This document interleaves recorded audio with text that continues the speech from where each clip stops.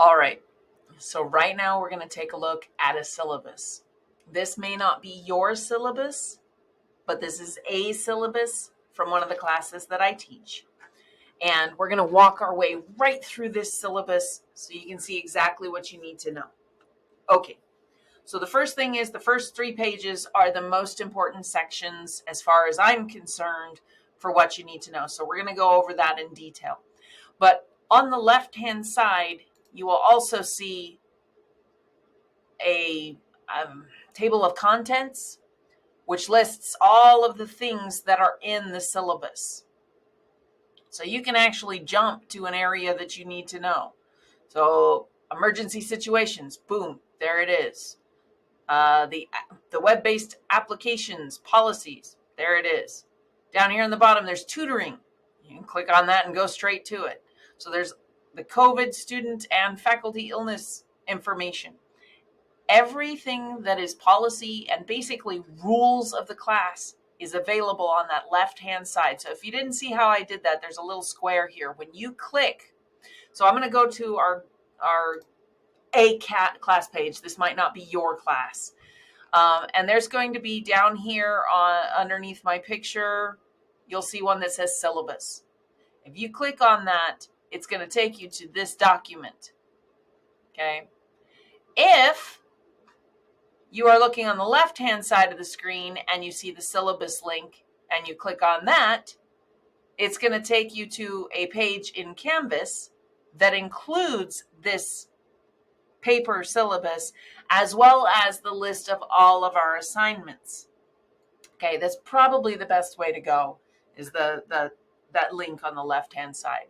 Okay, so let's take a look at those first 3 pages and what's most important. So the first thing that you see at the very top is the section number and the class. So first year composition, whether it's 101 or 102, and whatever section number you are in. So the link to your syllabus in your Canvas page tells you what section you are in.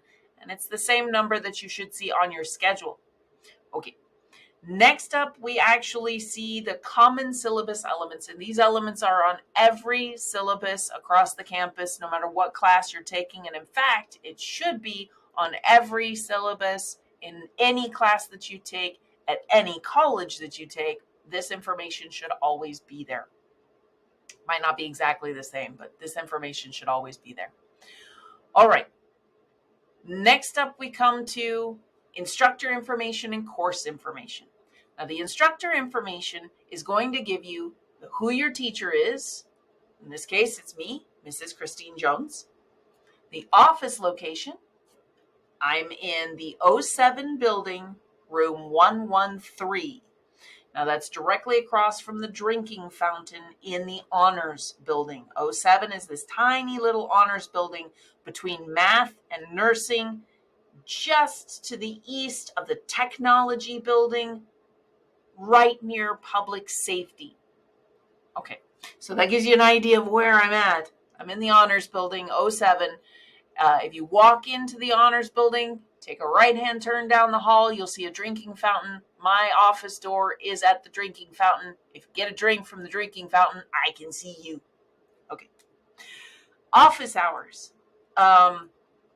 Okay, so I will be online and available in Google Meet and face-to-face. So it depends on which way you need to reach me. And it depends on what semester it is. Sometimes my hours change a little bit, but the office hours will be listed on the page. Followed by my phone number. My phone number's been the same for 5 years, so I don't think that's going to change. If you are calling me, you can call me from home. You can call me from anywhere.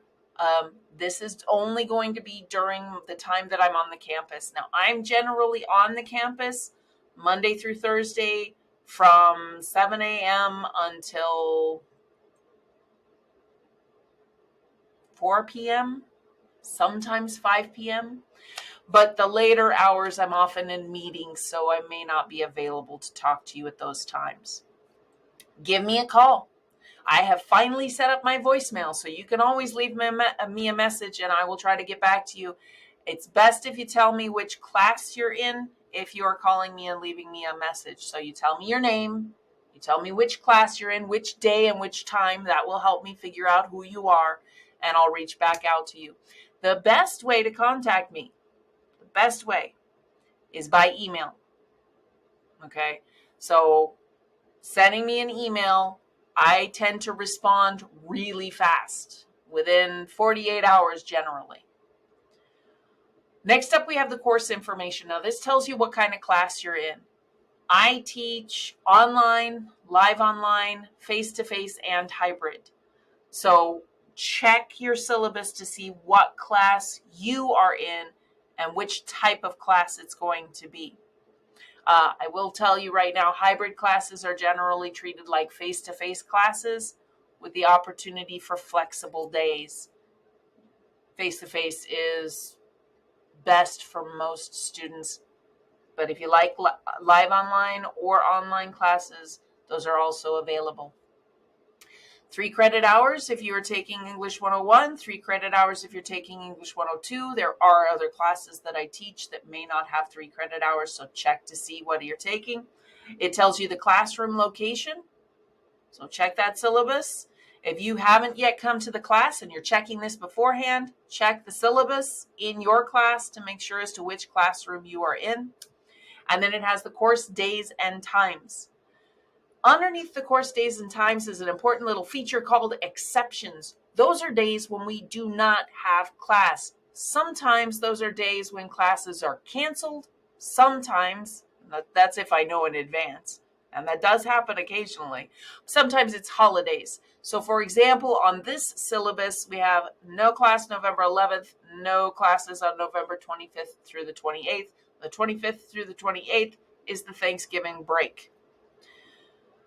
Instructional contact hours and out-of-class student work. For every 1 credit hour that you are taking, you can plan to spend at least 3 hours on course time per hour. So it's for every hour you spend in the class, it's 1 hour outside of class and or 2 hours outside of class. Oh, I get this wrong every time. So anyway, in a 3 credit class, you're taking 9 hours of class. 3 hours in and 6 hours outside of class. If you are taking a full load of classes, that's a 40-hour-a-week commitment that you are making. If you are working a full-time job on top of taking full-time classes, you are working 80 hours a week. This is what you should expect. If you are not working that much in your classes, you're not getting the full value of your class. You're paying for 9 hours of time of work every week from your class. So that's what you should actually be expecting from any 3 credit hour class. Final exam days are listed next, and check those days and times. Your teacher usually puts it down. And in my classes, in general, we don't take a final exam. Instead, that day is a final grades conversation. We'll call it a conversation. You can come in and talk to me about what's going on with your grades and why you got the grade that you got. And we can look at things together. Maybe I'm missing something. Maybe you thought you submitted something and you did it, but it's not there. And that's the time that you get the opportunity to talk to me about it. I don't do exams. I find them very stressful. I found them very stressful as a student, so I don't do exams, but that is my policy, not everybody else's, so don't expect your other teachers to be that way. Okay. The papers that you write are your assessments. The essays that you write are your exams for all intents and purposes, so there's no reason to have additionals. All right, we're going to page 2, which includes the description of the course and the competencies. The competencies are what your teacher is supposed to be teaching you from that class. So you should definitely check that information out. The course description will tell you overall what to expect as an overall class. And next you get to and this is one of the more important parts, the learning materials. So we have the textbooks that are required for the course and the materials that are required for the course. Now, depending on the class that you're in, you may have a different textbook than the one that's listed here, but in my classes, they are open educational resources, so they are free textbooks that have been adapted specifically for the course, the class, and for the population at GCC. So I'm looking specifically at the content of the textbook. And it's free for you. You can print it if you want to. I don't recommend it. It's kind of expensive to print it, but you can. You can also download it onto your phone.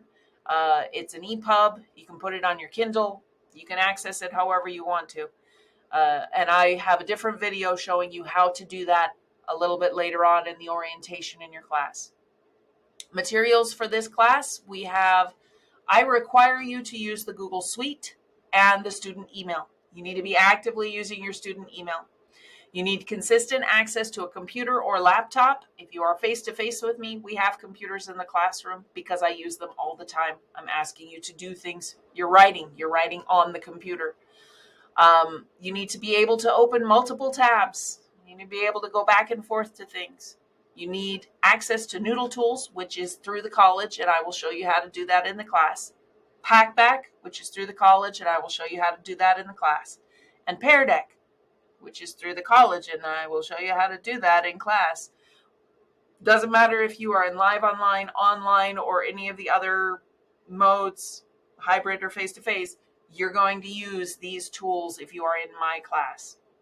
There are some recommendeds. Grammarly and Paperator. These are heavily recommended. I can't say that enough. Okay? You need to use them. They are going to check your grammar for you, and it's going to help you get a better grade in the class. Not just my class, but any class that you're taking. I also recommend the Chrome browser. It works best with Canvas. And I recommend headphones with a microphone. The little ones are perfectly fine. You know, the same kind that you use on your phone, except perhaps not Apple, because they don't work well on the computers that we have on the campus, unless you're using your own device. Okay, we are on page 3, and the most important, I guess we have page 4 as well. Attendance requirements. You have to come to class. If you are in a face-to-face class, you have to come every day. If you miss 4 sessions, you're withdrawn from the class. If you are in a hybrid class, the same thing. You have to come every time we have a session. Every time we have an in-person class, you have to attend. And if you miss 4, you are withdrawn from the class. If you are in a live online, if you miss 4 live online sessions, you are withdrawn from the class. If you are in a online, if you do not participate and you miss 4 sessions, which means discussion timelines or deadlines for assignments, then you are withdrawn from the class. Attendance is mandatory. Now, attending a class session includes things like being active in the class, submitting your assignments, taking quizzes. We do have some quizzes. They're not really quizzes. They're more like activities, but doing those activities, or contacting your teacher to talk about things that are from the actual topic. These are activities that count as attending a session if we are in the online setting. You are responsible for withdrawing from the class if you choose to withdraw from the class. So there have been occasions, it happens rarely, when maybe I haven't noticed that somebody hasn't been there for 4 sessions. Maybe you've been sending me emails and things and I didn't notice that you haven't been submitting. This does happen. It is your responsibility to withdraw from the course. If you don't withdraw from the course, then you fail. Or you might fail. All right. Basics of the grading practice. How to get an A, B, C, D, or F. Basics of the course outline is when the assignments are due, what the major assignments are, the due date, and what they are worth. And the late work policy, makeup policy. I generally do not like to accept late work, in part because I tend to grade everything at once. I want to make sure that I am giving you the same type of grade no matter what. So I like to grade everything at once. So make sure you turn your assignments in on time. Early can be done at any time. Any assignment that's open, you can submit. If the assignment is open, you are allowed to do it right then and there. You don't have to wait for me. You can submit. You don't have to wait for the rest of the class. You can submit. You may find that you did something wrong and have to resubmit, and resubmissions are permitted in this course.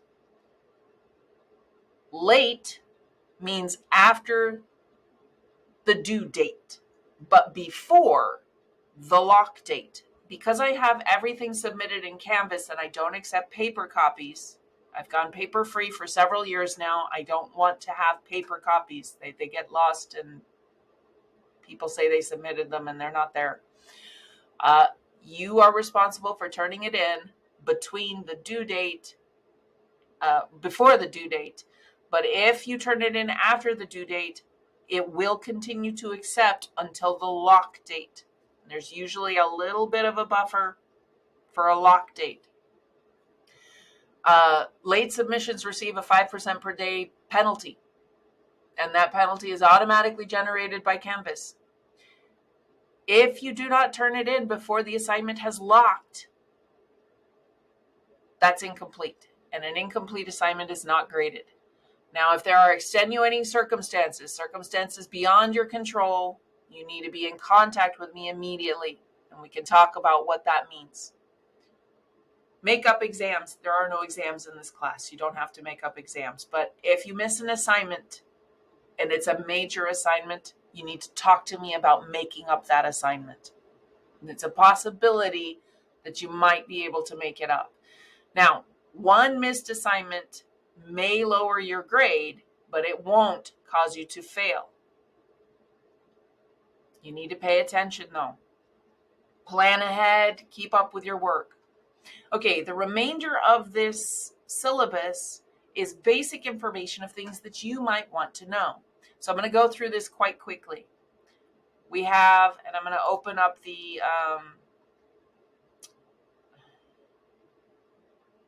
contents list so that I can go through it quickly. We have the COVID student and faculty illness information. If you are sick or if I am sick, notifications need to go out. If you're sick, let me know right away. If it turns out to be COVID, the coronavirus, you need to report it. It's very important to report it because then it has to be reported and everybody in class who is anywhere near you has to be quarantined as well. COVID situations do have the opportunity to have alternative arrangements.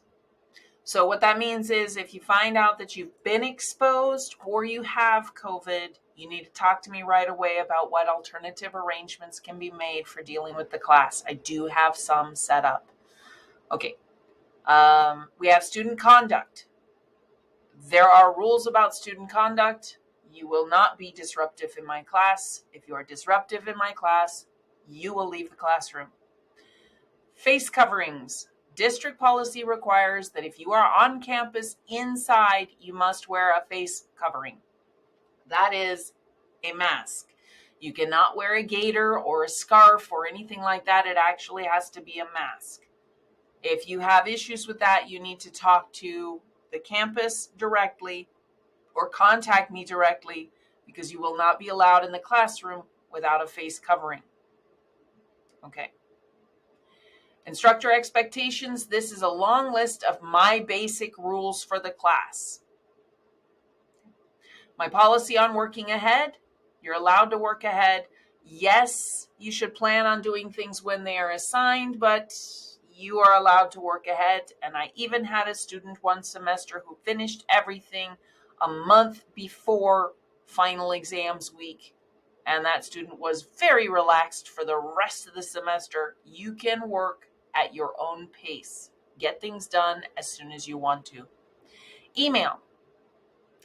When you send an email, include your class, your name, and what's wrong in the subject line, please. Okay, so English 101, your name, Sam, help with citations. If you know your section number, you should include your section number. If you don't know your section number, please include the times of our class. Days and times will help me figure out which Sam you happen to be, or whatever your name happens to be. General etiquette.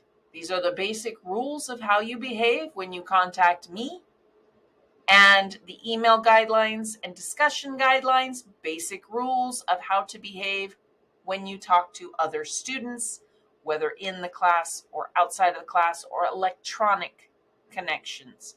Keep it positive. Let's be nice to each other. Digital badging. We use digital badging in this class. You don't have to share your digital badges. In fact, I don't think I've ever had a student share their digital badges. But the digital badges in my class are automated badges. They're private, so it's randomized as to it gives you a fake name for anybody else. They don't see your actual name. They will see things like badger or unicorn or kitty cat, whatever. But it tells you how far you've gotten in the modules and how much you've done. So you earn these badges as you are completing the assignments in the class. Now, I very rarely have a student who has completed every single assignment in the class. If you do, you get extra credit. You can check your progress in those badges at any time. The link is in the Canvas module, and you can see how you're doing. If you choose to share the badges, the information that's in the syllabus tells you about what happens when you start to share the badges, like sharing it on Facebook or Twitter or email or anything like that. You can choose to, it's up to you. You don't have to, and I don't recommend it. Badges tend to have personally identified information in them, such as your name or your email address or the class name. You don't need that information out on the internet. So sharing badges is completely optional, and I've never had a student share a badge, so don't think that you're required to. All right. Classroom writing is public writing. People are going to see your writing. At the very least, other people in the class are going to see your writing, so you need to be aware of that. Diversity and a safe learning environment. I have very specific rules on being respectful in the class. We all bring different points of view, different personal views, different personal experiences, different life experiences, different preferences with us as we come into the classroom. And this can make for a rich and diverse discussion environment. It gives us the opportunity to talk to different people and different cultural backgrounds. However, there is a maintained rule of respect in our class. So make sure you read through that section. You should be free to express yourself, but you should also be respectful of other people. You are welcome to your opinion. I will not try to change your opinion, but you need to be respectful of other people's opinions. Recording. Our class is recorded. I record the classes that I teach, every class, in case somebody ends up on quarantine. That's part of the alternative options that are available to you. I want to make sure that every student has access to the information provided in the class. Now, this works in your benefit. If you're absent, you can always view a previous class. Or if you've forgotten something, you can go back and look at the recording. They cannot be shared publicly. They are only for you as a student to look at privately. The only person being recorded is me. And the only voice that it should hear is mine. I have a very special microphone that's only supposed to pick up my voice, so it should not be picking up other people in the class. That said, it is important that you know that the class is recorded. Again, any distribution of such recordings is prohibited. You are not allowed to share these recordings with anyone else. These are for student use only. The recordings do include transcripts and closed captioning, so that if you need those or like to use those, if I've said something in class and you didn't quite understand it and you want to go back and look at the video and see the closed captions or transcript, you can. Emergency situations, there's a policy here about what happens in emergency situations on the campus. There's information on the applications that we're going to be using, the course technology rules of the campus, and all of the different tools that my class uses. And that includes Canvas, Discord, Google Meet.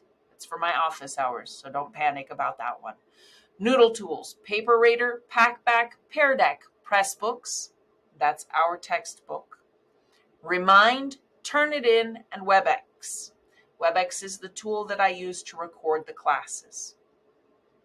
So all of these technologies are used in the class, so there is information about those technologies. Tutoring.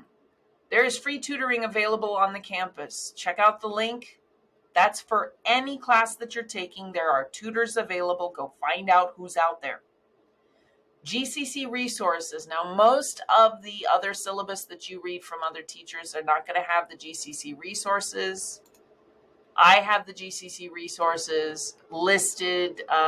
It's a truncated list, so it's only a short list of some of the resources that are available. If you click on student resources in Canvas, you're going to see a lot of this information. I just want to make sure you know where to go. So here is my quick list of different services on the campus that includes counseling, career services, veteran resources, foster youth support, the food pantry, the library, enrollment services, technology help. Okay. I have also included the instructional grievance process. If you have an issue, the first step is to talk to your faculty member. The second step is to talk to the department chair. And if that doesn't work, then you fill out this particular linked form. There are also the English department policies, which include the policy about Turnitin and plagiarism. These are two very important policies that you should read through very carefully. If you are found to be plagiarizing, you can be dropped from a course with a failing grade. You will receive a 0 on any assignment that is found to be plagiarized.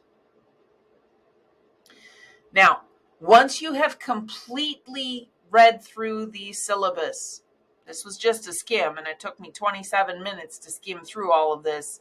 Once you have completely read through the syllabus, you need to take a quiz on Canvas to say that you understand and you agree to following these policies. This is an agreement for what it is for us to have our class. It's our collaboration on education. So once you have completed that, you will be in the start of the class. So make sure you go back and read through. There is somewhere in the syllabus a hidden piece that's worth extra credit. It's called an Easter egg. Good luck on finding it. Have a great day.